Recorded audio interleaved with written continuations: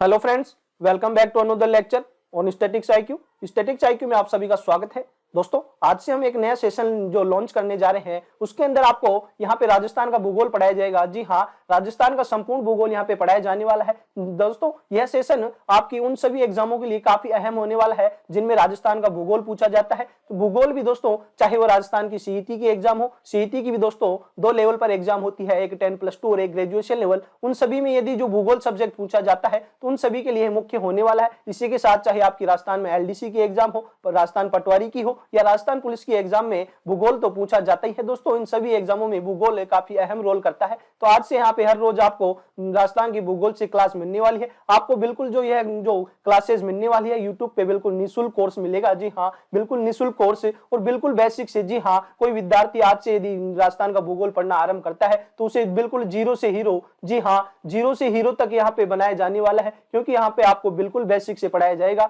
और बिल्कुल यहाँ पे जो फैक्ट वाइज जो एग्जाम ओरिएंटेड फैक्ट होते हैं उन पे भी चर्चा करने वाले हैं। इसीलिए यहाँ पे आपको मिलने वाली है बिल्कुल कम समय में बेहतर तैयारी यहाँ पे जो स्टैटिक्स आईक्यू परिवार के द्वारा मिलने वाली है। तो दोस्तों, आप सभी से एक छोटा सा निवेदन है, यदि आज ही आप हमारे चैनल से जुड़े हैं तो चैनल को सब्सक्राइब करके बेल आइकन पे प्रेस कर लीजिएगा, ताकि हमारी आने वाली हर वीडियो की नोटिफिकेशन आपको सही समय पे मिल सके और आप उन पे तैयारी करके दोस्तों अपनी जो तैयारी है या अपनी जो दावेदारी है, पक्ष है, काफी मजबूती से जो कंपटीशन एग्जामों में रख सके। तो चलिए, सबसे पहले हम बात करेंगे राजस्थान का भूगोल। तो दोस्तों, भूगोल की बात की जाती है तो राजस्थान का भूगोल काफी विस्तृत है। जी हाँ, काफी विस्तृत है। इसमें लगभग जो 15 से 16 टॉपिकों का हमें अध्ययन करना होता है। तो जो राजस्थान का भूगोल के दोस्तों जो मुख्य टॉपिक या सिलेबस या पाठ्यक्रम के बारे में बात करें तो किस प्रकार से रहने वाला है, तो दोस्तों आज की क्लास में हम बात तो करने वाले सामान्य परिचय राजस्थान का, लेकिन उससे पहले हम बात करेंगे कि जो इसका सिलेबस किस प्रकार से रहता है, इसके ऊपर बात करेंगे, क्योंकि हमें पता ही होना चाहिए कि हम आगे आने वाले दिनों में क्या क्या टॉपिक पढ़ने वाले हैं जो राजस्थान के भूगोल से हमें एग्जाम में आने वाले हैं। तो हमें जो पढ़ना है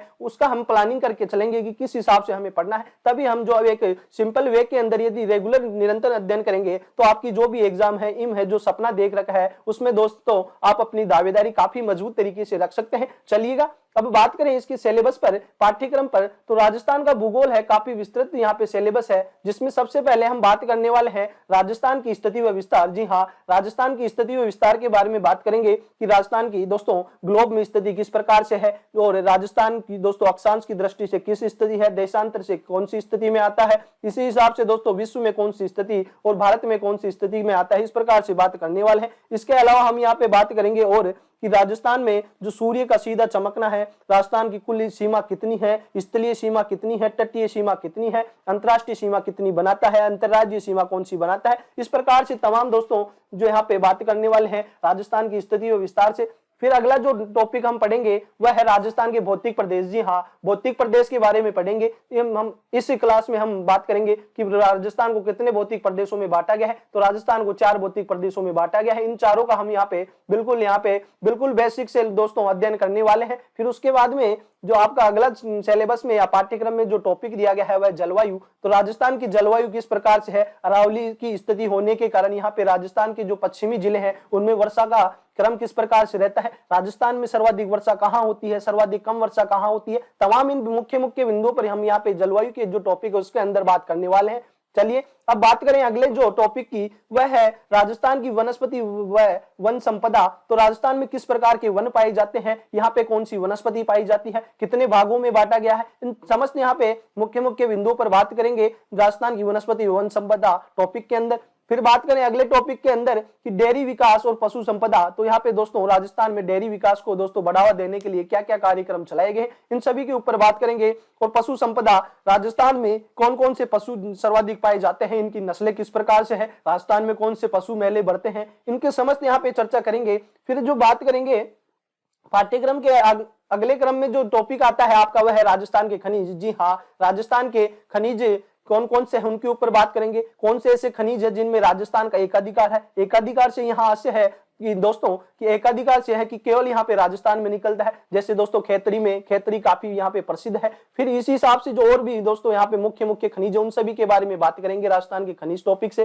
फिर बात करेंगे अगले क्रम में राजस्थान की झीलों पे। जी हाँ, राजस्थान की कौन कौन सी झीलें हैं, उदयपुर में, जोधपुर में, जैसलमेर में, तमाम जो भी झीलें हैं दोस्तों उन सभी के बारे में हम यहाँ पे बात करने वाले हैं। राजस्थान की सिंचाई परियोजना। दोस्तों आप सभी को पता है राजस्थान की लाइफलाइन कही जाने वाली इंदिरा गांधी नहर परियोजना, जो कि गंगानगर और यहाँ से बाड़मेर बीकानेर से निकाली गई है, उसके बारे में, राजस्थान नहर के बारे में, इन समस्त जो भी राजस्थान की सिंचाई परियोजना राजस्थान के किसानों के लिए लगाई गई है उन सभी के बारे में बात करेंगे। फिर उसी क्रम में अगले जो टॉपिक में हम बात करेंगे तो वह है राजस्थान की नदियां। जी हाँ, राजस्थान की नदियां, चाहे वह दोस्तों राजस्थान के अंदर बहने वाली हो या जो राजस्थान में दोस्तों अन्य स्टेट से निकलकर राजस्थान के अंदर बहती है, अंतः प्रवाही नदियां, समस्त यहाँ पे नदियों का टॉपिक पे हम यहाँ पे चर्चा करेंगे। फिर जो अगले क्रम में सिलेबस में हमारे है वह है राजस्थान की मृदा। जी हाँ, राजस्थान की मृदा के ऊपर भी बात करेंगे कि राजस्थान में कौन कौन सी मृदा पाई जाती है, जो अरावली के क्षेत्र में कौन सी मृदा पाई जाती है, पूर्वी क्षेत्र में कौन सी मृदा पाई जाती है, पश्चिमी क्षेत्र में कौन सी मृदा पाई जाती है, और गग्गर क्षेत्र में जो कि हनुमानगढ़ और श्री गंगानगर के जिले हैं उसमें किस प्रकार की मृदा पाई जाती है। इन समस्त यहाँ पे मुख्य मुख्य बिंदुओं पर बात करने वाले हैं। फिर जो अगला हमारे सिलेबस में जो टॉपिक है वह है राजस्थान में कृषि वह प्रमुख फसलें। तो राजस्थान की प्रमुख फसलें कौन सी है उनके ऊपर भी हम यहाँ पे चर्चा करने वाले हैं। चलिएगा, पाठ्यक्रम के अगले क्रम में हम बात करेंगे राजस्थान में ऊर्जा संसाधन। जी हाँ, राजस्थान में ऊर्जा संसाधन, दोस्तों आप सभी को पता है ऊर्जा संसाधन में हम बात करेंगे चाहे वह पवन ऊर्जा हो, सौर ऊर्जा हो। राजस्थान में अंदर दोस्तों आप सभी को पता है काफी भीषण गर्मी पड़ती है और भीषण गर्मी के कारण यहाँ पे सौर ऊर्जा के काफी जो दोस्तों संसाधन की तलाश की जा रही है, तो इसमें भी हम यहाँ पे बात करने वाले हैं। फिर उसके बाद में बात करेंगे राजस्थान के उद्योग। जी हाँ, राजस्थान के उद्योग, चाहे वह सूती वस्त्र मिले हो, जो उनका आरंभ किस प्रकार से होता है, बिल्कुल बेसिक से लेकर एक हाई लेवल तक। तो इससे दोस्तों आप चाहे राजस्थान में आरएएस की एग्जाम भी दोस्तों की तैयारी कर रहे हैं तो आप यहां से पढ़ सकते हैं, क्योंकि संपूर्ण सिलेबस यहां पे कवर किया गया है, किसी एक एग्जाम को यहां पे टारगेट नहीं किया गया है। दोस्तों हम यहां पे समय लग सकता है, लेकिन जो समस्त यहां पे जो राजस्थान के ज्योग्राफी से जो टॉपिकों से क्वेश्चन बनते हैं उन सभी के बारे में विस्तृत तरीके से बात करने वाले हैं।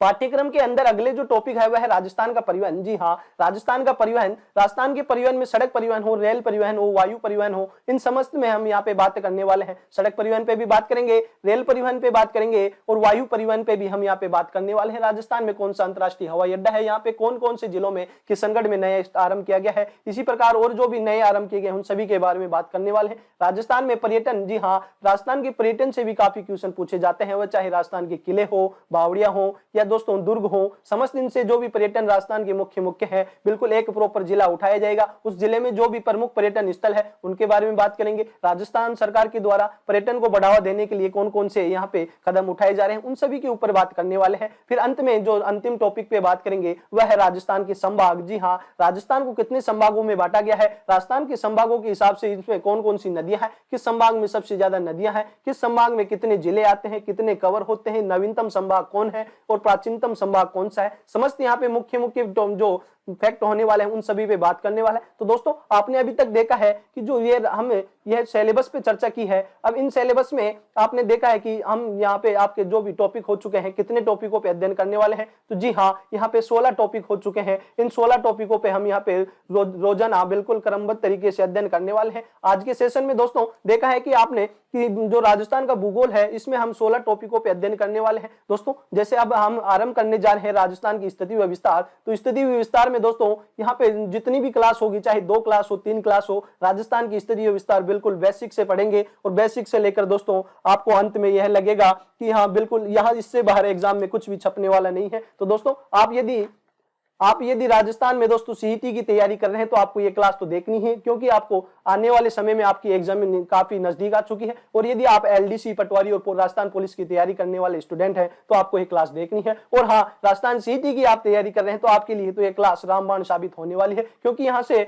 101% दोस्तों यहाँ से क्वेश्चन पुटअप होने वाले हैं, क्योंकि आप जो सिलेबस दिया गया है वह इन समस्त एग्जामों में दोस्तों मुख्य सिलेबस है और यहां से बिल्कुल क्वेश्चन छपते हैं। तो दोस्तों आप सभी से मेरा एक छोटा सा निवेदन है, यदि आज ही आप हमारे चैनल से जुड़े हैं तो चैनल को सब्सक्राइब करके बेल आइकन पे प्रेस कर दीजिएगा, ताकि आपको हमारे द्वारा डाली गई समस्त वीडियो की दोस्तों नोटिफिकेशन समय से मिल सके और आप अपनी तैयारी आरंभ कर सके। तो दोस्तों चलिए आरंभ करते हैं आज के सेशन का और बात करते हैं राजस्थान की भूगोल के जो पाठ्यक्रम में पहला टॉपिक है सामान्य परिचय। जी हाँ, सामान्य परिचय, और जिसमें राजस्थान की स्थिति व विस्तार के ऊपर बात करने वाले हैं। जी हाँ, राजस्थान की स्थिति व विस्तार पे बात करेंगे, राजस्थान की स्थिति व विस्तार के ऊपर बात करेंगे, स्थिति व विस्तार के ऊपर यहाँ पे बात करेंगे।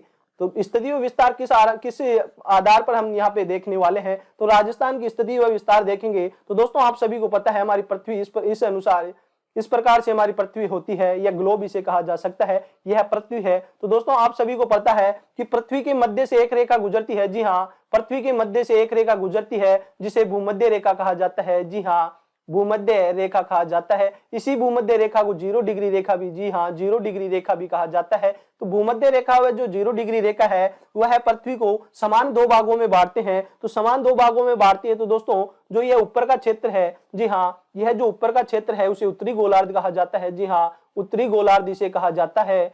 और जो नीचे का भाग है इसे दक्षिणी गोलार्ध कहा जाता है। जी हाँ, दक्षिणी गोलार्ध इसे कहा जाता है। तो दोस्तों दक्षिणी गोलार्ध और उत्तरी गोलार्ध का निर्माण इस प्रकार से होता है कि पृथ्वी या ग्लोब को जो 0 डिग्री रेखा या कहा जाए भूमध्य रेखा बिल्कुल मध्य से गुजरती है और इसे समान दो भागों में बांटती है। तो जो ऊपरी भाग होता है उसे उत्तरी गोलार्ध कहा जाता है और निचला जो भाग होता है उसे दक्षिणी गोलार्ध कहा जाता है। तो दोस्तों मैं आशा करता हूं आप उत्तरी गोलार्ध और दक्षिणी गोलार्ध समझ चुके होंगे। चलिए अब आगे बढ़ते हैं और बात करते हैं कि ग्लोब में ही दोस्तों आप सभी को पता है कि जो देशांतर रेखा है 0 डिग्री देशांतर रेखा, जिसे ग्रीनविच रेखा भी कहा जाता है, 0 डिग्री देशांतर रेखा। जी हाँ, 0 डिग्री देशांतर रेखा, तो इसे 0 डिग्री देशांतर रेखा को ग्रीनविच रेखा भी कहा जाता है। जी हाँ, ग्रीनविच रेखा भी कहा जाता है। और ये ग्रीनविच रेखा है जो दोस्तों लंदन ग्रीनविच से गुजरती है। जी हाँ, लंदन के ग्रीनविच से गुजरती है। तो आपको यह भी पता होना चाहिए 0 डिग्री देशांतर रेखा से या ग्रीनविच रेखा से समय की गणना की जाती है। जी हाँ, जो समय की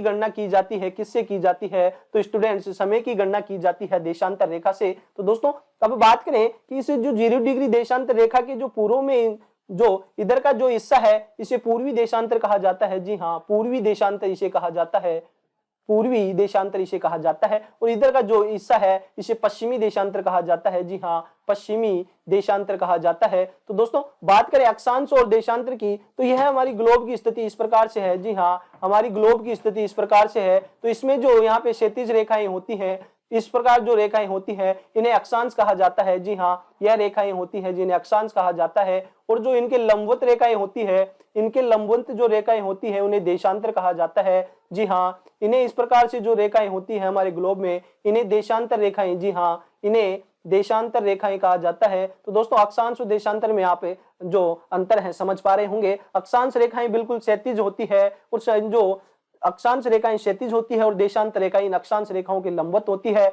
और इसी क्रम में दोस्तों जो 0 डिग्री अक्षांश रेखा है इसे भूमध्य रेखा कहा जाता है। इस भूमध्य रेखा के ऊपर का हिस्सा उत्तरी गोलार्ध और नीचे का हिस्सा होता है दक्षिणी गोलार्ध। फिर बात करें 0 डिग्री जो देशांतर रेखा होती है, ग्रीनविच रेखा होती है, यह लंदन से गुजरती है और इस देशांतर रेखा से समय की गणना की जाती है। तो दोस्तों इसके पूर्व में होता है जो भाग उसे पूर्वी देशांतर और पश्चिमी भाग होता है जिसे पश्चिमी देशांतर कहते हैं। तो दोस्तों मैं आशा करता हूं आप उत्तरी गोलार्ध, दक्षिणी गोलार्ध, पूर्वी गोलार्ध और पश्चिमी गोलार्ध, चाहे अक्षांश रेखा पूछा जाए चाहे देशांतर रेखा पूछा जाए, आप बड़े आसानी से समझ चुके होंगे। चलिए अब आगे बढ़ते हैं और अब यहाँ पे उत्तरी गोलार्ध, दक्षिणी गोलार्ध, पूर्वी गोलार्ध और पश्चिमी गोलार्ध के आधार पर दोस्तों राजस्थान की स्थिति के बारे में बात करते हैं। तो दोस्तों राजस्थान की स्थिति के बारे में बात करें, राजस्थान की स्थिति के बारे में बात करें तो इसमें सबसे पहले हम बात करेंगे कि विश्व के आधार पर, जी हाँ, विश्व व ग्लोब में बात की जाए। जी हाँ, विश्व व ग्लोब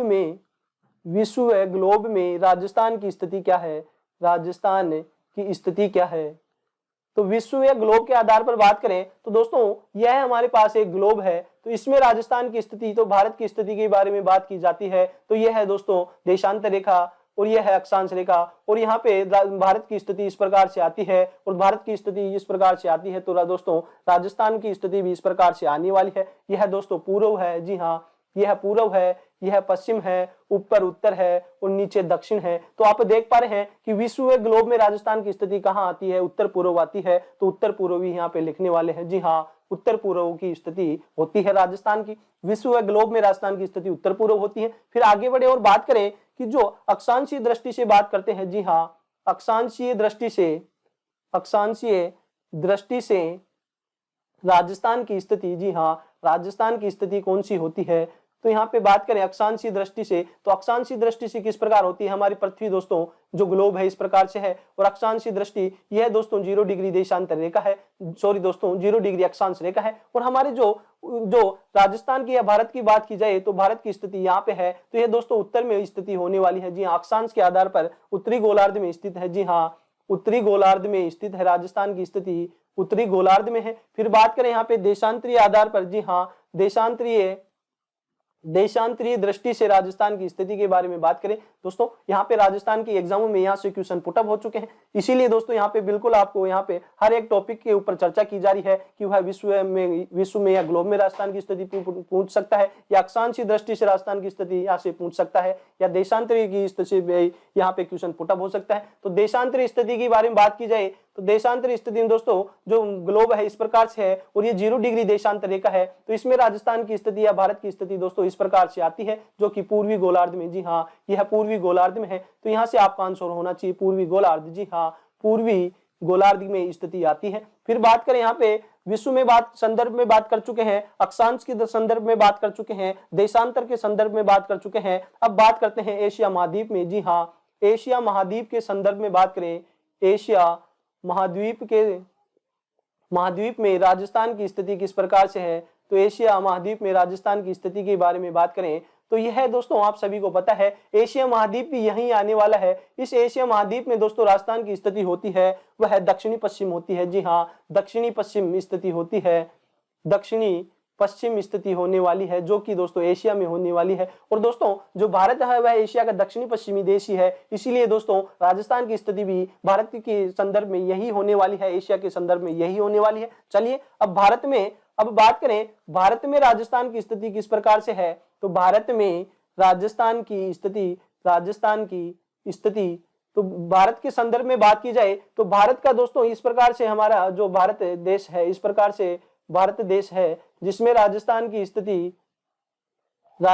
स्थिति कहां पे होने वाली है उसके ऊपर बात करें तो हमारा राजस्थान दोस्तों यहां पे आता है। तो दोस्तों इसमें इस हिसाब से डिवाइड किया जाए तो यह उत्तर होता है, और यह होता है दक्षिण, यह होता है पूर्व, और यह पश्चिम होता है। तो यहाँ से आप देख पा रहे हैं राजस्थान की स्थिति उत्तर पश्चिम है। तो जी हाँ, यहाँ से आपका आंसर होना चाहिए उत्तर पश्चिम, क्योंकि यहाँ पे आपने देखा है कि जो राजस्थान की स्थिति है भारत के संदर्भ में इस प्रकार से होती है, और यहाँ पे जो क्षेत्र आता है गुजरात से ऊपर, यह है अपना राजस्थान, और राजस्थान की स्थिति भारत के संदर्भ में उत्तर पश्चिम होती है। तो दोस्तों आपने देखा अभी तक जो फैक्ट देखा है उनके ऊपर एक बार फिर से चर्चा करते हैं। विश्व व ग्लोब में राजस्थान की स्थिति होती है उत्तर पूर्व होती है, जी हाँ, उत्तर पूर्व में यहाँ पे राजस्थान की स्थिति है। अक्षांशीय दृष्टि से बात की जाए तो उत्तरी गोलार्ध में आता है। हम देख चुके हैं कि जो 0 डिग्री अक्षांश रेखा के ऊपर स्थिति होती है जो कि उत्तरी गोलार्ध में होगी। देशांतर के आधार पर बात की जाए तो पूर्वी गोलार्ध में होती है, आप देख चुके हैं पूर्वी गोलार्ध में इसकी स्थिति होगी।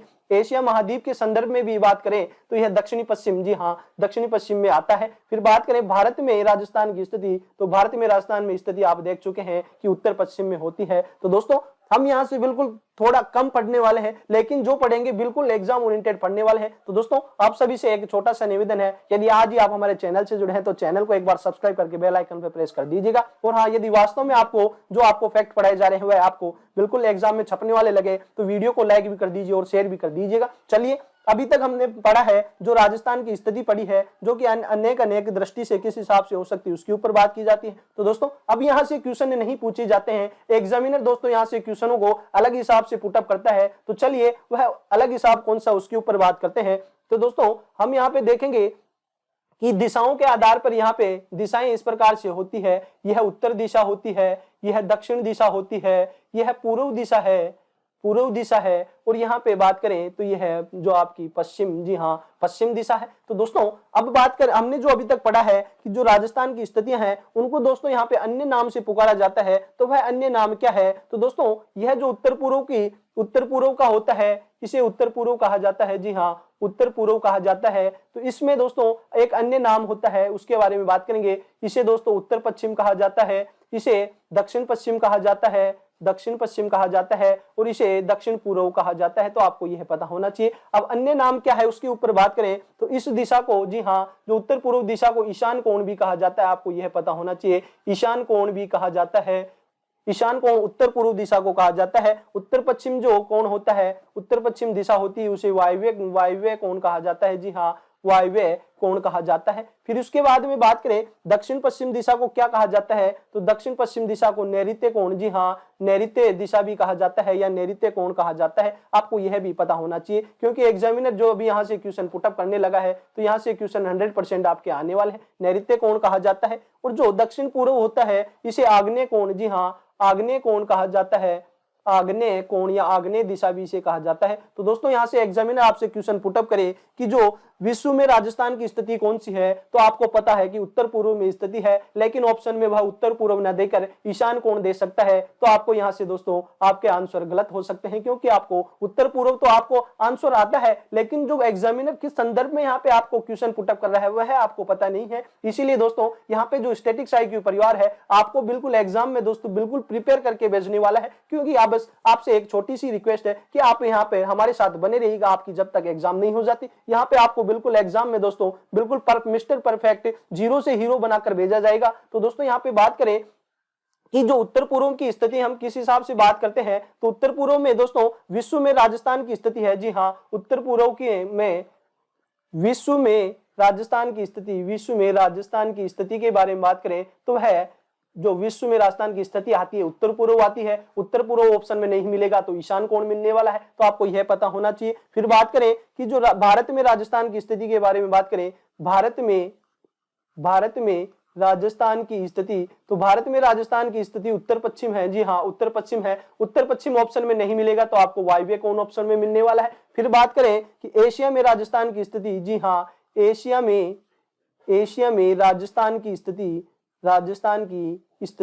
तो एशिया में राजस्थान की स्थिति के ऊपर बात करें तो वह है दोस्तों दक्षिण पश्चिम। जी हाँ दक्षिण पश्चिम मिलेगा ऑप्शन में नहीं, नैऋत्य कोण, जी हाँ नैऋत्य कोण आपका आंसर में मिलने वाला है। फिर बात करें यहाँ पे कि जो आग्नेय कोण है तो यह दक्षिण पूर्व, जी हाँ दक्षिण पूर्व को आग्नेय कोण कहा जाता है। यह भी आपको पता होना चाहिए। अब दोस्तों इन्हें याद करने को किस प्रकार से हम याद कर सकते हैं, तो इनको याद करने की ट्रिक के बारे में बात करें तो इनको याद करने की ट्रिक काफी आसान है कि दोस्तों इस प्रकार से यहां से स्टार्ट होता है, यहां से हम आरंभ होकर इधर से यहां तक आने वाले हैं। तो दोस्तों ईशान कोण का हम लिखेंगे ई, यहाँ पे वायव्य का लिखेंगे वी, और यहाँ पे नैऋत्य का लिखेंगे न एन, और यहाँ पे आग्नेय का ए लिखने वाले हैं। तो दोस्तों आपको इस क्रम को याद रखने के लिए एक शब्द याद रखना है, वह है यूना। जी हाँ यूना शब्द आपको याद रखना है। और इस यूना को दोस्तों जो एंटी क्लॉकवाइज घुमाना है तो एंटी क्लॉकवाइज इसको 4 में घुमाएंगे तो यह उत्तर पूर्व होने वाला है, यह उत्तर पश्चिम होने वाला है, और यह दक्षिण पश्चिम और यह दक्षिण पूर्व। तो दोस्तों मैं आशा करता हूं आप राजस्थान की स्थिति से बिल्कुल आपको समझ में आ चुकी होंगी।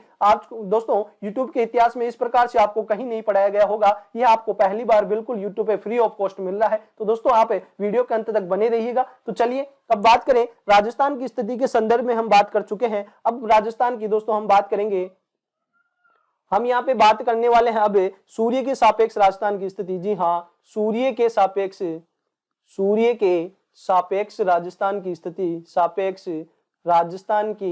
स्थिति, सूर्य के सापेक्ष राजस्थान की स्थिति के बारे में बात कर रहे हैं। अभी तक हमने दोस्तों जो विश्व के संदर्भ में बात की है, भारत के संदर्भ में बात की है, एशिया के संदर्भ में बात की है। अब राजस्थान की स्थिति हम पढ़ने वाले हैं सूर्य के सापेक्ष। तो सूर्य के सापेक्ष से हम बात करें उससे पहले हम यहाँ पे कुछ फैक्टों के ऊपर बात करना चाहते हैं कि वह है कि राजस्थान में सबसे पहले सूर्योदय कहाँ होता है। तो राजस्थान में सबसे पहले सूर्योदय कहाँ होता है, सूर्योदय कहाँ होता है। तो यहाँ पे जो आपसे क्वेश्चन पूछा गया है कि राजस्थान में सबसे पहले सूर्योदय कहाँ होता है, तो दोस्तों राजस्थान की जो अपन मैप की बात करें तो राजस्थान का मैप इस प्रकार से दोस्तों ये पतंगाकार कोण है। इसमें दोस्तों सबसे पहले जो सूर्योदय होता है दोस्तों जो राजस्थान का पूर्वी जिला है धौलपुर, जी हाँ यहाँ पे होता है, धौलपुर में होता है, यहाँ पे जिला है धौलपुर। और यहाँ पे जो पश्चिमी जिला है राजस्थान का वह है जैसलमेर। जी हाँ जैसलमेर। तो यहाँ पे पिछली बात है कि यहाँ पे सूर्योदय सबसे पहले यहाँ पे होने वाला है धौलपुर में, तो यहाँ पे आपका आंसर होना चाहिए धौलपुर में। तो दोस्तों यहाँ पे जिस स्थान पर सूर्योदय सबसे पहले होने वाला है तो उस स्थान पे सबसे पहले सूर्यास्त भी होने वाला है। तो आपको यहाँ से कंफ्यूज नहीं होना चाहिए कि जहां पे सूर्य सबसे पहले उगेगा वहां पे सबसे पहले अस्त भी होने वाला है। तो आपको यह पता होना चाहिए। तो यहाँ पे सबसे पहले सूर्योदय धौलपुर में होता है। फिर अगला जो फैक्ट के ऊपर बात करें कि राजस्थान में सबसे पहले सूर्यास्त, जी हाँ सूर्यास्त कहाँ होता है, तो सबसे पहले सूर्यास्त दोस्तों सूर्यास्त के बारे में बात करें तो सबसे पहले सूर्यास्त भी धौलपुर में होने वाला है। फिर हम यहाँ पे बात करें कि राजस्थान में सबसे अंत में, जी हाँ, सबसे अंत में सूर्योदय कहाँ होता है, सूर्योदय कहाँ होता है? तो यहाँ पे बात की जाए कि जो राजस्थान में सबसे अंत में सूर्योदय कहाँ होता है, तो राजस्थान के पश्चिमी क्षेत्र में होने वाला है, और जो कि दोस्तों राजस्थान का सबसे पश्चिमी जिला है जैसलमेर। तो सबसे अंत में सूर्योदय यहाँ पे ही होता है, तो आपको यह भी पता होना चाहिए। तो यहाँ पे दोस्तों सूर्योदय सबसे अंत में होता है, सूर्योदय सबसे अंत में होता है, तो यह आपको पता होना चाहिए। चलिए अब अगले फैक्ट के ऊपर बात करें। अगला फैक्ट है कि राजस्थान में सूर्य लंबवत किस जिले में चमकता है? तो राजस्थान में सूर्य लंबवत किस जिले में, जी हाँ, लंबवत किस जिले में चमकता है? किस जिले में चमकता है? जिले में चमकता है। तो दोस्तों यहाँ पे सूर्य लंबवत चमकने से आशय है कि यहाँ से सूर्य निकलेगा और यह धीरे धीरे इस प्रकार से यहाँ पे जाने वाला है। और दोस्तों यहाँ पे जो जिला आता है जोधपुर, इस जोधपुर में यहाँ पे सूर्य बिल्कुल लंबवत चमकता है। इस प्रकार भी कहा जा सकता है कि जब राजस्थान में दोस्तों, जब जोधपुर में सूर्य होता है तो वहां पे दोस्तों राजस्थान में जो परछाइयां जोधपुर में नहीं बनती है। ये इस प्रकार भी हम यहाँ पे कवर कर सकते हैं कि जो जोधपुर में परछाई नहीं बनती है, क्योंकि जो सूर्य बिल्कुल लंबवत होगा तो परछाई नहीं बनेगी। तो यह भी आपको पता होना चाहिए। राजस्थान में सूर्य लंबवत किस जिले में चमकता है? तो दोस्तों वह जिला है जोधपुर। और जोधपुर में लगभग 12 बजे दोस्तों यहाँ पे परछाई नहीं बनती है। जी हाँ, जोधपुर में यह लगभग 12 बजे बिल्कुल लंबवत चमकता है और यहाँ पे परछाई नहीं बनती है। तो यह भी आपको पता होना चाहिए। दोस्तों आपको यहाँ बिल्कुल फैक्ट वाइज यहाँ पे जो आपको जो फैक्ट बताए जा रहे हैं बिल्कुल एग्जाम में छपने वाले फैक्ट हैं, तो आप इनको बिल्कुल एक नोट पेन लेकर दोस्तों कॉपी में नोट कर लीजिएगा, क्योंकि यहाँ से क्वेश्चन है हमेशा पुटअप होते हैं। चलिए अगले फैक्ट के ऊपर बात करें तो अगला फैक्ट है कि राजस्थान में सर्वाधिक सौर ऊर्जा उत्पादन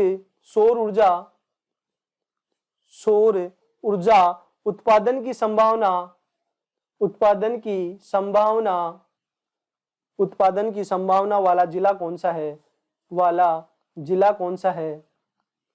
जिला कौन सा है? तो दोस्तों सौर ऊर्जा से यहाँ से है कि सौर ऊर्जा का किससे, सूर्य के ताप से यहाँ पे सौर ऊर्जा का उत्पादन किया जाता है। तो पिछली बात यह है कि जहां सूर्य सर्वाधिक लंबवत गिरेगा वहां पे सौर ऊर्जा का सर्वाधिक उत्पादन होने वाला है। तो सर्वाधिक दोस्तों जो लंबवत कहाँ गिरता है, तो यह जोधपुर में गिरता है। तो सौर ऊर्जा की सर्वाधिक उत्पादन की संभावना भी आपके जोधपुर जिले में ही होने वाली है। अब दोस्तों हम यहाँ पे बात कर चुके हैं कि सूर्योदय के सापेक्ष राजस्थान की स्थिति के बारे में बात कर चुके हैं। अब आगे बढ़ते हैं और बात करते हैं राजस्थान में सूर्य सीधा कहां चमकता है या दोस्तों यहाँ पे तिरछा कहां चमकता है। तो उसको संदर्भ में बात करने से पहले आपको यह पता होना चाहिए कि दोस्तों यहाँ पे बात की जाती है कि राजस्थान, तो राजस्थान का दोस्तों यहाँ पे हम जो नक्शा बनाने की कोशिश करते हैं, इस प्रकार से अपना राजस्थान है, इसमें हम बात कर रहे हैं सूर्य के सापेक्ष। तो यहाँ पे दोस्तों आपने देखा है कि यह सूर्य बनाया गया है।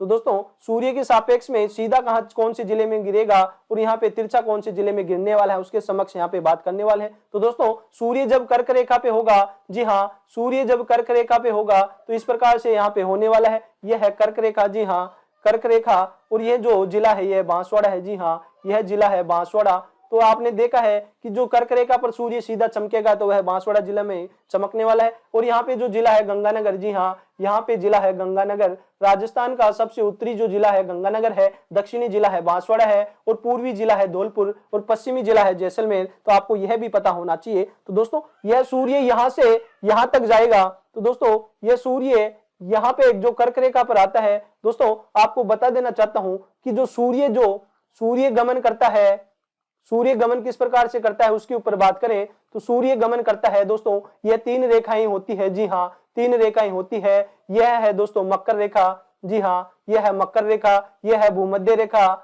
और यह है आपकी कर्क रेखा। तो दोस्तों सूर्य यहां से आरंभ होकर यहाँ पे जाता है और यहां से वापस यहाँ पे आता है। तो अपनी कर्क रेखा दोस्तों आपको पता है कि जो कर्क रेखा राजस्थान के 2 जिलों से होकर गुजरती है, डूंगरपुर और बांसवाड़ा, तो यहाँ पे ही दोस्तों यह सीधा चमकता है, यह जो कर्क रेखा पर सीधा आता है। तो और फिर यहाँ पे दोस्तों ये यहाँ से गंगानगर तक नहीं जाने वाला, क्योंकि यह कर्क रेखा पर आकर ही वापस दोस्तों मकर रेखा की ओर मुड़ जाता है। तो यहाँ से दोस्तों बात करें कि इसके जो सूर्य के सीधापन का क्रम किस प्रकार से होने वाला है, तो यहाँ से दोस्तों जब हम राजस्थान के संदर्भ में बात करें, जी हाँ, राजस्थान के संदर्भ में बात करें दक्षिण से उत्तर की ओर जाएंगे, जी हाँ, दक्षिण से उत्तर की ओर जाते हैं तो सीधापन घटता है, जी हाँ, सीधापन क्या होता है, यहाँ से सीधापन घटता है, क्योंकि जो राजस्थान में बांसवाड़ा में ही अधिकतम यहाँ पे सीधा चमकने वाला है, क्योंकि बांसवाड़ा और डूंगरपुर जिले ही राजस्थान के कर्क रेखा के ऊपर स्थित है, आपको यह पता होना चाहिए। यह सीधापन यहाँ से घटता है। और यहाँ पे बात करें जब उत्तर से दक्षिण की ओर आते हैं,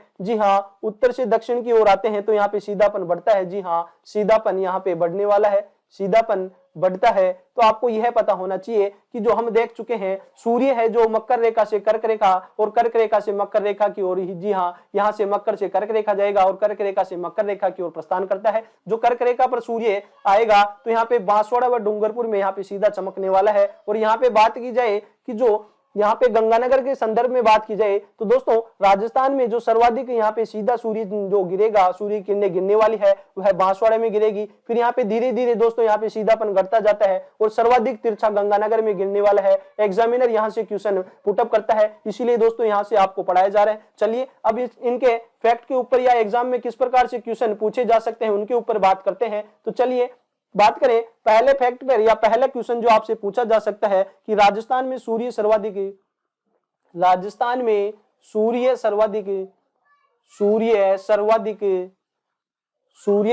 सीधा कहां चमकता है, जी हाँ, सीधा कहां चमकता है। तो सर्वाधिक सीधा कहां चमकता है, तो सर्वाधिक सीधा दोस्तों जहां पे कर्क रेखा राजस्थान से गुजरेगी वहीं चमकेगा। तो दोस्तों बांसवाड़ा जिला, जी हाँ, बांसवाड़ा जिले में सर्वाधिक सीधा चमकता है। चलिएगा अगले फैक्ट के ऊपर बात करें कि राजस्थान में सूर्य सर्वाधिक तिरछा कहां चमकता है, जी हाँ, तिरछा कहां चमकता है। तो तिरछे की बात कर ले तो दोस्तों सर्वाधिक सीधा तो आपने देखा कि सर्वाधिक सीधा है जो कहां पे चमक रहा है, तो सर्वाधिक सीधा दोस्तों यहाँ पे जो सीधा है बांसवाड़ा में। और फिर यहाँ पे दोस्तों तिरछे की बात की जाती है तो ये सर्वाधिक तिरछा गंगानगर जिले में चमक रहा है। तो यही आपको क्वेश्चन में पूछा गया है कि जो राजस्थान में सूर्य सर्वाधिक तिरछा कहां चमकता है, तो दोस्तों आपका आंसर होना चाहिए गंगानगर, जी हाँ, गंगानगर आपका आंसर होना चाहिए। फिर बात करें कि इसमें उत्तर से दक्षिण में भी पूछा जा सकता है कि क्रम में हिसाब से किस प्रकार पूछे जा सकता है एग्जामिनर के द्वारा क्वेश्चन। और यह दोस्तों जो पटवारी के एग्जाम में यह क्वेश्चन पूछा जा चुका है कि राजस्थान में सूर्य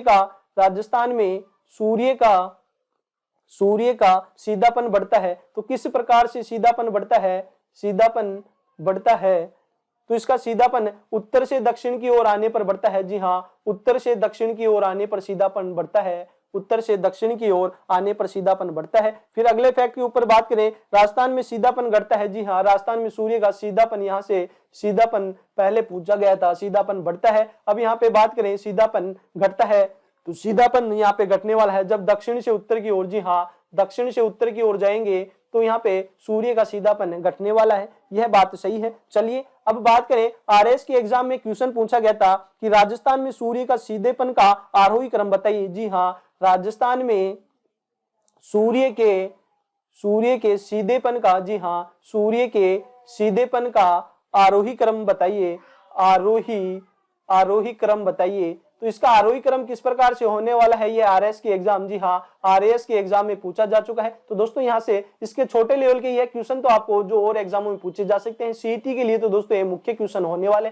यहाँ से क्वेश्चन छपने वाला ही है, क्योंकि ये राजस्थान में सूर्य के सीधेपन का आरोही क्रम बताइए, इस प्रकार से आरएस के एग्जाम में पूछा जा चुका है। तो दोस्तों सीधेपन का आरोही क्रम होता है छोटे से बड़े की ओर। तो यहाँ पे दोस्तों छोटे से बड़े की ओर पूछा गया है, तो यहाँ पे सबसे छोटा जो सूर्य तिरछा चमकेगा वह गंगानगर आने वाला है, जी हाँ, गंगानगर आने वाला है। फिर उसके बाद में बात करें हनुमानगढ़ आने वाला है। इस प्रकार से यहाँ पे दोस्तों हनुमानगढ़, सीकर, झुंझुनू इस प्रकार से आते हैं, डैश डैश डैश, डूंगरपुर और बांसवाड़ा यह क्रम होना चाहिए, जी हाँ, डूंगरपुर और बांसवाड़ा यह क्रम आपसे पूछा गया था। फिर इसके संदर्भ में दोस्तों अवरोही क्रम के बारे में बात करें या राजस्थान में सूर्य के सीधेपन का सही क्रम की बात करें, राजस्थान में सूर्य के सीधेपन का सही क्रम की बात करें, सीधेपन का सही क्रम कौन सा है, तो सही क्रम से यहाँ आशय है कि जो दोस्तों दक्षिण से उत्तर का क्रम यहाँ पे पूछा गया है। तो दोस्तों राजस्थान में सर्वाधिक सूर्य सीधा बांसवाड़ा में चमकता है, फिर उसके बाद में दोस्तों डूंगरपुर में, जी हाँ,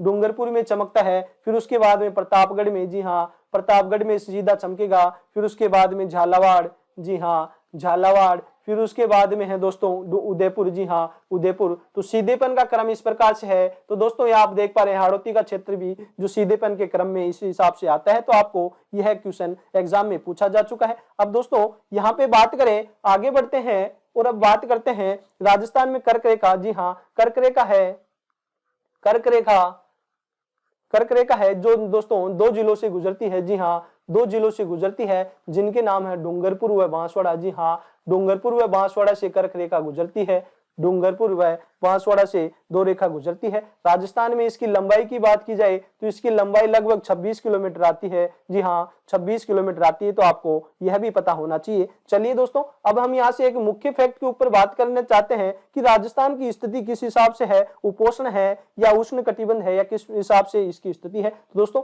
हम यहाँ पे यह ग्लोब बनाने जा रहे हैं कि यह ग्लोब है। जी हाँ ग्लोब है, यह ग्लोब की स्थिति है। तो दोस्तों आप सभी को पता है कि ग्लोब के जो बिल्कुल मध्य से रेखा गुजरती है, जी हाँ ग्लोब के बिल्कुल मध्य से रेखा गुजरती है उसे 0 डिग्री रेखा या भूमध्य रेखा, जी हाँ भूमध्य रेखा कहा जाता है, भूमध्य रेखा या इसे ही 0 डिग्री रेखा भी कहा जाता है। और दोस्तों इसके ऊपर जो एक रेखा गुजरती है इसे कर्क रेखा, कर्क रेखा कहा जाता है। कर्क रेखा यह 23.5 डिग्री, जी हाँ 23.5 डिग्री उत्तरी अक्षांश रेखा भी इसे कहा जाता है। तो आपको यह भी पता होना चाहिए इनके अन्य नाम क्या है। और जो भूमध्य रेखा के नीचे से जो रेखा गुजरती है उसे मकर रेखा कहा जाता है। जी हाँ मकर रेखा कहा जाता है। तो इसका उपनाम है 23.5 डिग्री, जी हाँ 23.5 डिग्री दक्षिणी अक्षांश रेखा भी इसे कहा जाता है। तो आपको यह भी पता होना चाहिए कि इन रेखाओं के उपनाम क्या है। तो दोस्तों अब यहाँ पे बात करें कि सूर्य की स्थिति इस प्रकार से होती है कि सूर्य की स्थिति यहाँ पे इस प्रकार से होती है। सूर्य जो गमन करता है वह मकर रेखा से कर्क रेखा, जी हाँ मकर रेखा से कर्क रेखा की ओर और कर्क रेखा से वापस दोस्तों यहाँ पे दक्षिणायन होता है और जो सूर्य उत्तरायण होता है। तो इस प्रकार से यहाँ पे होता है। और सूर्य के दोस्तों इस क्रम में जाने को दोस्तों इस क्रम में जाने से ही दिन रात में दोस्तों या सर्दी गर्मियों में भी दोस्तों यहाँ से फर्क पड़ने वाला होता है। किस हिसाब से फर्क पड़ता है आगे हम बात करने वाले हैं। तो दोस्तों यहाँ पे बात की जाए कि जो हमारे जो राजस्थान की स्थिति के बारे में बात की जाए या जो भारत की स्थिति के बारे में बात की जा रही है तो यहाँ पे दोस्तों जो भारत की कर्क रेखा गुजरती है और राजस्थान के संदर्भ में बात करें तो राजस्थान के 2 जिलों से डूंगरपुर और बांसवाड़ा से लगभग 26 किलोमीटर की रेखा कर्क रेखा गुजरती है। तो आपको यह भी पता होना चाहिए। अब दोस्तों यहाँ पे बात करें इनके अलावा अन्य और एक रेखाएं गुजरती है, काल्पनिक रेखाएं गुजरती है। जैसे यहाँ से ये एक रेखा गुजरती है इसे 66 डिग्री, जी हाँ 66.5 डिग्री उत्तरी अक्षांश रेखा, 66.5 डिग्री उत्तरी अक्षांश रेखा कहा जाता है या इसका उपनाम है दोस्तों आर्कटिक वृत्त। जी हाँ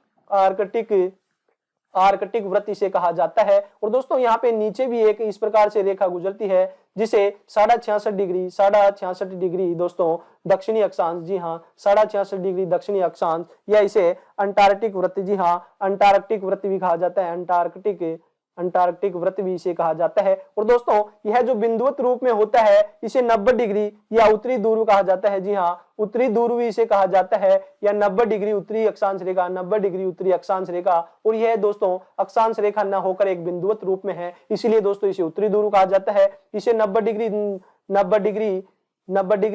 दोस्तों दक्षिणी अक्षांश रेखा या दोस्तों दक्षिणी अक्षांश के अलावा इसे दक्षिणी ध्रुव भी कहा जाता है। तो आपको यह भी पता होना चाहिए दक्षिणी ध्रुव भी इसे कहा जाता है। तो दोस्तों सूर्य के इस हिसाब से गमन को जैसे यह है दोस्तों मकर रेखा से कर्क रेखा की ओर प्रस्थान करता है और कर्क रेखा से और यहाँ पे मकर रेखा की ओर प्रस्थान करता है। इस हिसाब से ही दोस्तों यहाँ पे जलवायु का जो निर्धारण किया गया है तो जलवायु का निर्धारण किस हिसाब से किया गया है उसके ऊपर बात करें तो जलवायु की बात करें कि यहाँ पे जो इन सूर्य का जो आवागमन रहता है इस क्षेत्र में दोस्तों हमेशा उष्ण कटिबंध पाया जाता है। जी हाँ उष्ण कटिबंध यहाँ पे पाया जाता है, उष्ण कटिबंध पाया जाता है, यहाँ पे भी उष्ण कटिबंध पाया जाता है। दोस्तों यहाँ पे सूर्य जो जहाँ पे सीधा चमकेगा वहां पे दोस्तों गर्मी अधिक पड़ने वाली है इसीलिए दोस्तों यहाँ पे उष्ण कटिबंध पाया जाता है। इसके बाहर जो दोस्तों क्षेत्र आता है जहाँ सूर्य की उपस्थिति नहीं पहुंच पाती है तो उसे उपोष्ण कटिबंध पाया जाता है। तो यहाँ पे उपोष्ण कटिबंध पाया जाता है, आपको यह भी पता होना चाहिए। अब इसके बाद में हम यहाँ पे बात करें यहाँ पे जो उत्तरी ध्रुव के आसपास शीत कटिबंध पाया जाता है तो यहाँ पे शीत कटिबंध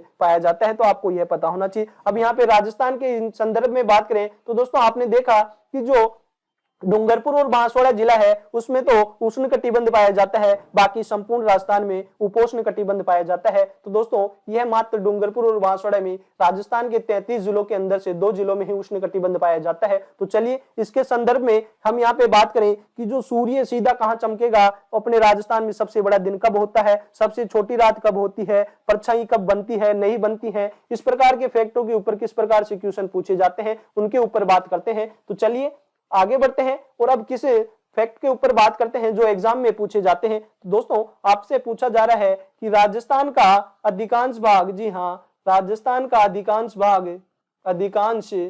भाग कौन से कटिबंध में आता है, कौन से कटिबंध में आता है, कटिबंध में आता है।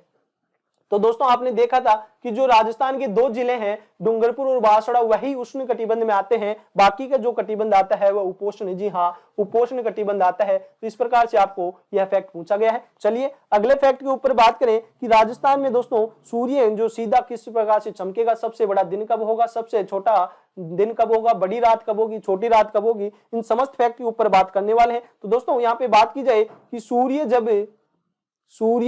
जब कर्क रेखा पर सीधा चमकता है तो इसे कर्क संक्रांति कहा जाता है। जी हाँ, कर्क संक्रांति कहा जाता है, कर्क संक्रांति कहा जाता है। तो दोस्तों यहाँ पे आरएस की एग्जाम में आपसे इस हिसाब से क्वेश्चन पुटअप कर सकता है कि कर्क संक्रांति और मकर संक्रांति किसे कहा जाता है। तो कर्क संक्रांति दोस्तों जब सूर्य कर्क रेखा पर बिल्कुल सीधा चमकेगा तो उस दिन को कर्क संक्रांति कहा जाता है। और ये कर्क संक्रांति कब आती है, तो दोस्तों 21 जून, जी हाँ, 21 जून को सूर्य बिल्कुल कर्क रेखा पर सीधा चमकता है, इसी दिन को दोस्तों कर्क संक्रांति कहा जाता है। तो दोस्तों राजस्थान में सबसे बड़ा दिन भी इसी दिन होता है। नोट कीजिएगा स्टूडेंट यहाँ से कि राजस्थान में सबसे बड़ा दिन कब होता है, तो राजस्थान में सबसे बड़ा दिन होता है 21 जून को। जी हाँ, 21 जून को राजस्थान में सबसे बड़ा दिन होता है, आपको यह पता होना चाहिए। और दोस्तों यह सबसे बड़ा दिन होगा तो यहाँ पे राजस्थान में सबसे छोटी रात भी इसी दिन होने वाली है। जी हाँ, राजस्थान में सबसे छोटी रात, जी हाँ, दिन बड़ा हो चुका है तो रात छोटी होगी। राजस्थान में सबसे छोटी रात कब होगी, तो छोटी रात भी दोस्तों, सबसे छोटी रात भी 21 जून को होने वाली है, क्योंकि दिन बड़ा हो चुका है तो पिछली बात है कि रात छोटी होने वाली है। चलिए अब हम बात करते हैं कि इस 21 जून को कर्क संक्रांति को बात करें, यदि व्यक्ति, जी हाँ, एक अन्य फैक्ट के ऊपर बात करते हैं कि यदि व्यक्ति 21 जून को, जी हाँ, यदि व्यक्ति 21 जून को व्यक्ति बांसवाड़ा में या कर्क रेखा पर खड़ा है, जी हाँ, कर्क रेखा पर खड़ा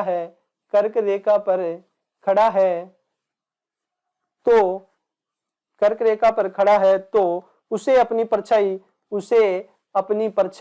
जी हाँ, अपनी परछाई दिखाई नहीं देगी। जी हाँ, वो पिछली बात है कि दिखाई नहीं देगी क्योंकि सूर्य बिल्कुल उसके जैसे, यह कोई व्यक्ति है, जी हाँ, यह कोई व्यक्ति है, इसके ऊपर सूर्य यहाँ पे आ गया तो दोस्तों ये सूर्य की समस्त किरणें इसके बिल्कुल सिर के ऊपर गिरने वाली है, तो इसकी परछाई बनेगी नहीं। परछाई कब बनती है, जब सूर्य दोस्तों तिरछा गिरेगा। जी हाँ, सूर्य जब तिरछा गिरेगा तब परछाई गिरती है। जब ये सूर्य इस हिसाब से गिरेगा तो इसकी परछाई यहाँ गिरने वाली है, और सूर्य यहाँ से दोस्तों इधर से आने वाला है तो इसकी परछाई इधर गिरेगी। तो दोस्तों जो 21 जून को सूर्य बिल्कुल कर्क रेखा के ऊपर होता है तो यहाँ पे परछाई नहीं बनती है। चलिए अब आगे बढ़ेंगे और आगे अन्य जो फैक्ट है उनके ऊपर बात करते हैं कि किस हिसाब से सूर्य जब मकर रेखा पर चमकेगा तो यहाँ पे कौन सी संक्रांति होती है। कर्क संक्रांति के ऊपर बात कर चुके हैं, अब आगे बढ़ते हैं और मकर संक्रांति के ऊपर बात करते हैं। जी हाँ, मकर संक्रांति के ऊपर बात करते हैं कि मकर संक्रांति किसे कहा जाता है। तो सूर्य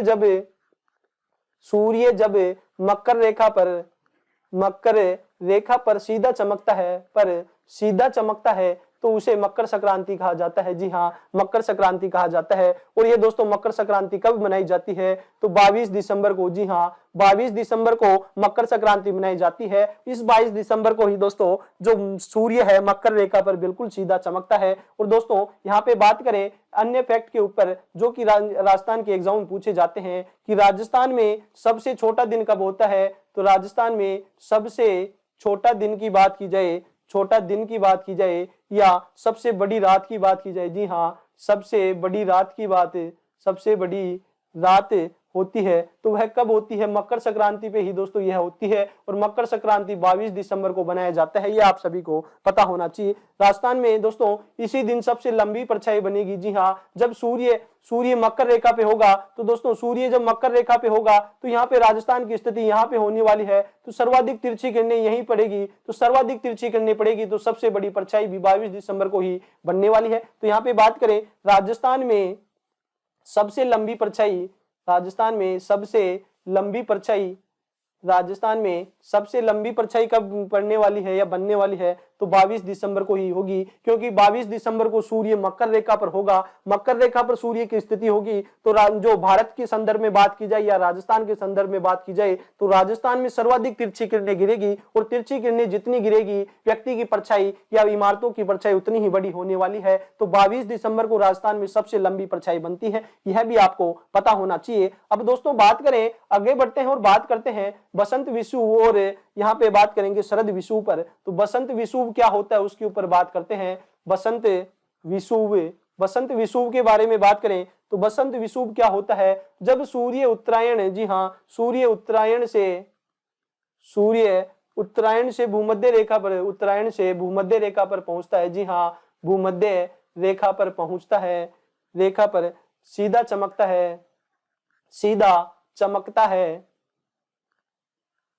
तो दोस्तों आप सभी को पता है कि यह कर्क रेखा है, यह भूमध्य रेखा है और यह मकर रेखा है। सूर्य यहां से यहां तक जाएगा, फिर यहां से दोस्तों वापिस इधर मुड़ेगा, तो इसे उत्तरायण कहा जाता है। और उत्तरायण होकर दोस्तों यह जब भूमध्य रेखा पर, जी हाँ, भूमध्य रेखा पर पहुंचेगा तो यहाँ पे सीधा चमकेगा, उसे बसंत विषुव कहा जाता है। और बसंत विषुव दोस्तों कब बनता है, तो यह 21 मार्च को बनता है। तो इसके संदर्भ में राजस्थान के जो आधार पर कौन से क्वेश्चन बनता है, तो राजस्थान में दोस्तों, राजस्थान में दिन व रात की अवधि, रात की अवधि समान कब होती है, तो दिन व रात की अवधि समान होती है वह दोस्तों 21 मार्च को, जी हाँ, 21 मार्च को होती है। जब सूर्य उत्तरायण होकर भूमध्य रेखा पर पहुंचता है तो उसे बसंत विषुव कहा जाता है। और इस बसंत विषुव प्रत्येक 21 मार्च को होता है, जिस दिन 21 मार्च को राजस्थान में दिन व रात की अवधि समान होती है। चलिए दोस्तों, बसंत विषुव पे बात कर चुके हैं, अब आगे बढ़ते हैं और बात करते हैं यहाँ पे शरद विषुव पर। जी हाँ, शरद विषुव पर बात करते हैं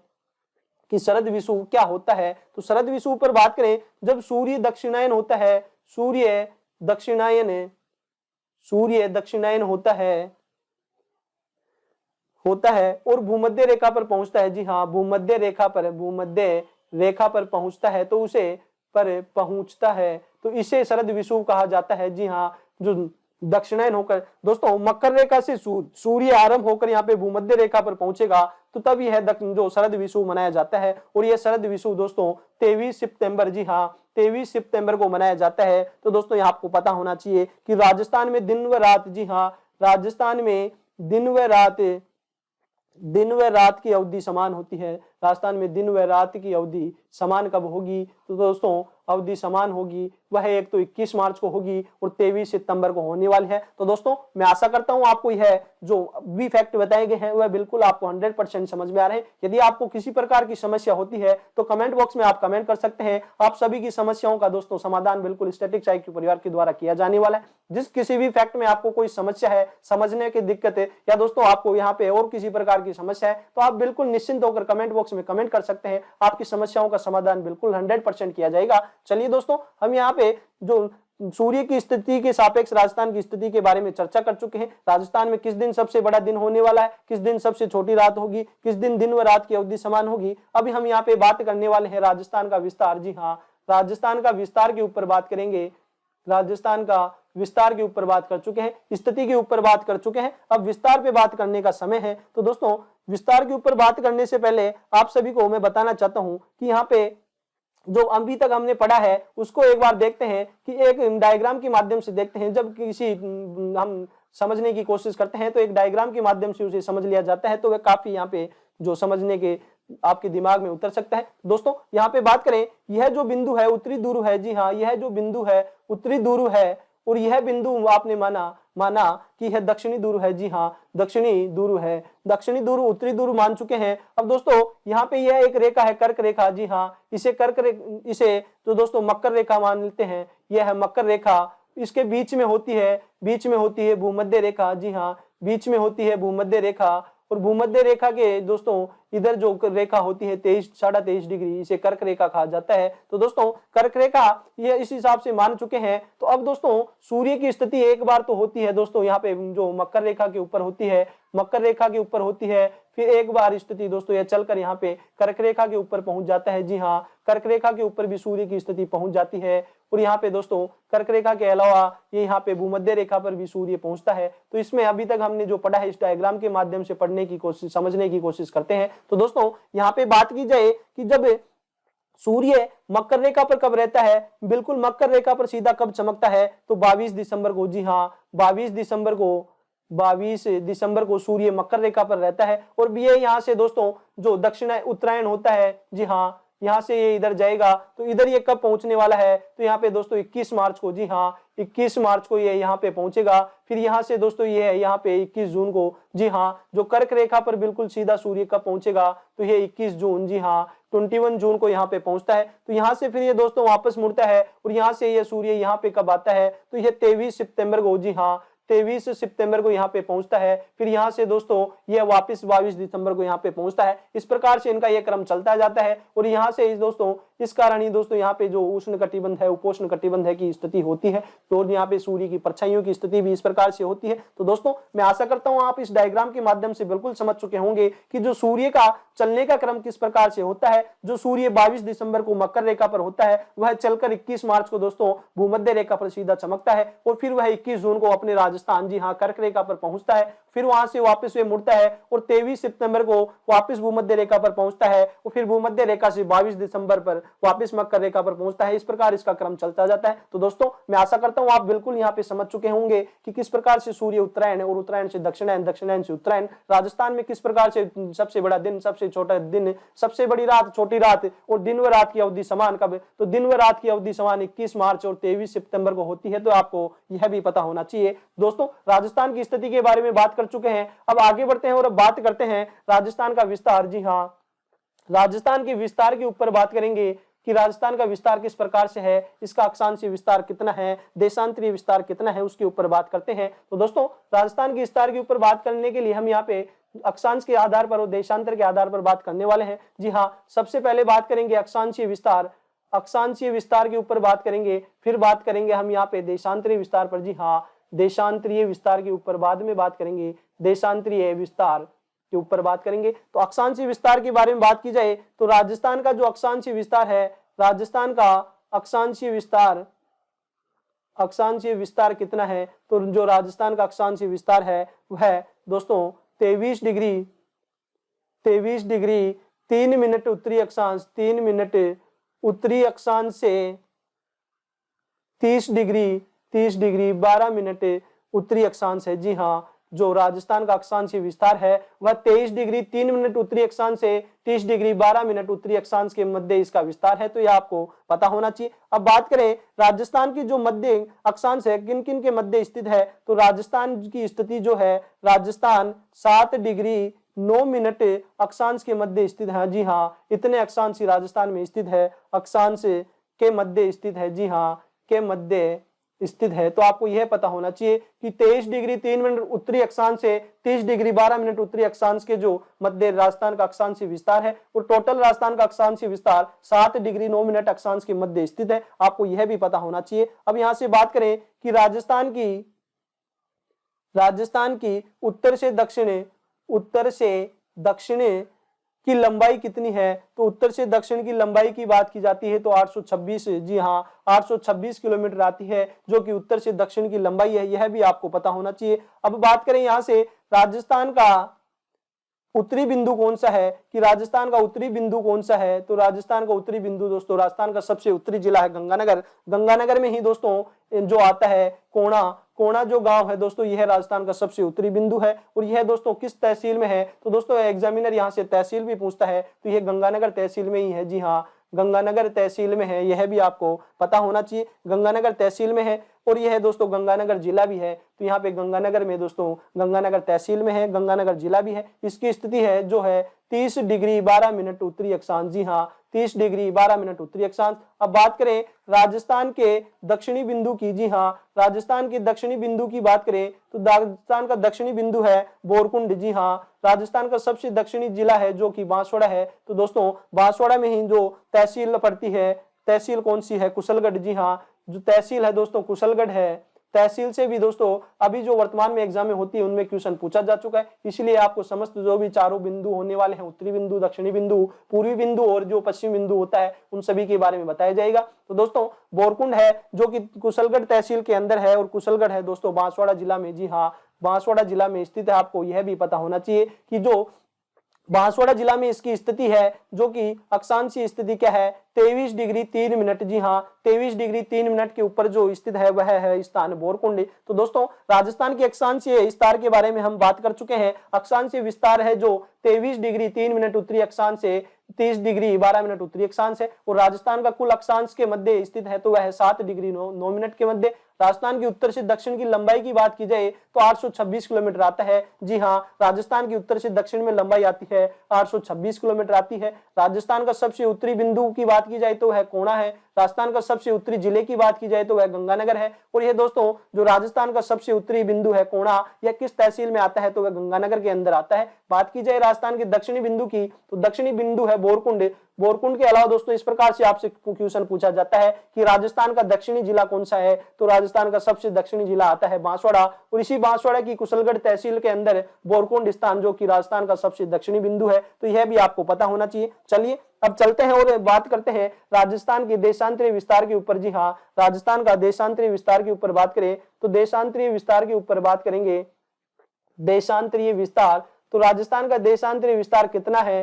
तो राजस्थान का देशांतरीय विस्तार है 69 डिग्री और यहाँ पे 30 मिनट। जी हाँ, 69 डिग्री 30 मिनट पूर्वी देशांतर से लेकर पूर्वी देशांतर से 78 डिग्री 17 मिनट पूर्वी देशांतर। जी हाँ, 78 डिग्री 17 मिनट पूर्वी देशांतर तक राजस्थान का विस्तार है। अब ये राजस्थान का विस्तार है कितने देशांतर के मध्य स्थित है? तो बात की जाए यहाँ पे 8 डिग्री 47 मिनट देशांतर के मध्य राजस्थान का कुल विस्तार है। जी हाँ, देशांतर के मध्य राजस्थान का कुल विस्तार है, यह भी आपको पता होना चाहिए। अब बात करें राजस्थान की पूर्व से पश्चिम की लंबाई कितनी है? पूर्व से पश्चिम की लंबाई या चौड़ाई की बात की जाए दोस्तों, लंबाई तो उत्तर से दक्षिण हो गई, तो यहाँ पे चौड़ाई की बात करें तो राजस्थान की पूर्व से पश्चिम की चौड़ाई 869 किलोमीटर है। जी हाँ, 826 किलोमीटर तो इसकी लंबाई है राजस्थान की, और चौड़ाई की बात करें तो 869 किलोमीटर इसकी चौड़ाई है। अब दोस्तों बात करें यहाँ से राजस्थान का पूर्वोत्तम, जी हाँ, राजस्थान का पूर्वोत्तम बिंदु की बात की जाए, पूर्वोत्तम बिंदु की बात की जाए तो पूर्वोत्तम बिंदु कौन सा है? तो पूर्वोत्तम बिंदु है सिलाना। जी हाँ, पूर्वोत्तम बिंदु है वह है सिलाना।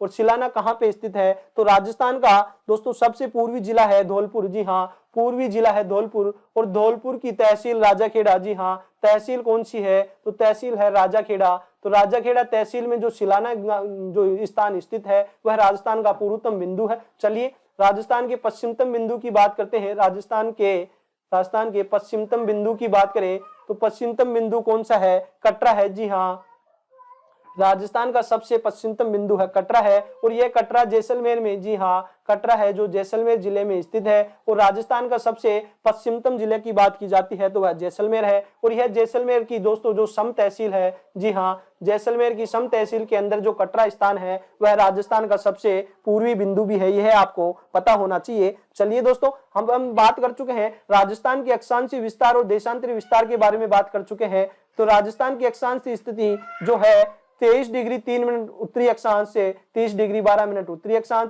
देशांतरीय विस्तार के बारे में बात करें तो देशांतरीय विस्तार है 69 डिग्री 30 मिनट पूर्वी देशांतर से 78 डिग्री 17 मिनट पूर्वी देशांतर, जो कि राजस्थान की देशांतरीय स्थिति है। फिर उसके बाद में हमने बात की कि राजस्थान की उत्तर से दक्षिण में लंबाई कितनी है। तो दोस्तों राजस्थान की जो मैप इस प्रकार से पतंगाकार है, तो इसकी है लंबाई 826 किलोमीटर है जो उत्तर से दक्षिण में है, जबकि चौड़ाई की बात की जाती है तो 869 इसकी चौड़ाई आती है। तो यह भी आपको पता होना चाहिए। राजस्थान का सबसे पूर्वोत्तम जो जिला है वह धौलपुर है। जी हाँ, राजस्थान का सबसे पूर्वतम जिला धौलपुर है, पश्चिमतम जिला है जो जैसलमेर है, पूर्वतम जिला है जिसे गंगानगर कहा जाता है और जो दक्षिणतम जिला है इसे बांसवाड़ा कहा जाता है। तो दोस्तों आपको ये समस्त फैक्ट बताए जा चुके हैं। तो दोस्तों आज के सेशन में हमने देखा कि किस हिसाब से राजस्थान की स्थिति है और जो यहाँ पे सूर्य के सापेक्ष की बात की जाए, विश्व के सापेक्ष, ग्लोब के सापेक्ष, एशिया के सापेक्ष, तो समस्त यहाँ पे जो भी मुख्य मुख्य फैक्ट है उनके ऊपर बात की है। तो दोस्तों आज का सेशन आपको अच्छा लगा है तो ज्यादा से ज्यादा लाइक कीजिए, शेयर कीजिए और हाँ, यदि आज ही आप हमारे चैनल से जुड़े हैं तो चैनल को सब्सक्राइब करके बेल आइकन पे प्रेस कर दीजिएगा ताकि आपको आने वाली समस्त वीडियो की नोटिफिकेशन समय से मिल चुके और यहाँ पे समय से आप उनको देखकर आपकी तैयारी और जो अपनी दावेदारी है काफी मजबूत तरीके से रख सके। तो दोस्तों अब समय हो चुका आप सबसे विदा लेने का। मिलते हैं अगले सेशन के साथ जिसमें हम यहाँ पे राजस्थान की स्थिति और विस्तार को आगे बढ़ाने वाले हैं। तो चलिए, सामान्य परिचय की प्रथम क्लास में दोस्तों आप सभी ने देखा, तो दोस्तों आप सभी का तहे दिल से धन्यवाद। मिलते हैं अगले सेशन के साथ। जय हिंद, जय भारत।